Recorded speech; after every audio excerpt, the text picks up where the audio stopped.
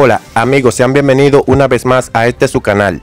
Antes de comenzar, si eres nuevo te invito a que te suscribas y si ya lo estás dale like y activa la campana de notificaciones para que te mantenga al tanto con nuestras actualizaciones. Bueno mi gente, noticia de último minuto, como lo ven en el título y la miniatura de este video, ahora sí es verdad que le ha llegado el fin al líder pandillero Jimmy Chericiel alias Barbecue y a todas las bandas armadas que han mantenido en zozobra el vecino país de Haití. Y es que este sábado llegaron al aeropuerto internacional Toussaint Louverture, situado en Puerto Príncipe, Haití, lo que serían nuevos vehículos blindados a bordo de un avión de la Fuerza Aérea de los Estados Unidos, según informó una cadena radial del vecino país. Los vehículos blindados serían utilizados por los policías kenianos de la misión multinacional de apoyo a la seguridad en el marco de la lucha contra las bandas armadas. Desde hace una semana inició el despliegue de patrullas policiales kenianas hacia Haití como parte de una misión respaldada por las Naciones Unidas para enfrentar las bandas armadas que han tomado el control de Puerto Príncipe. Ay Dios mío, ahora sí es verdad que le ha llegado el fin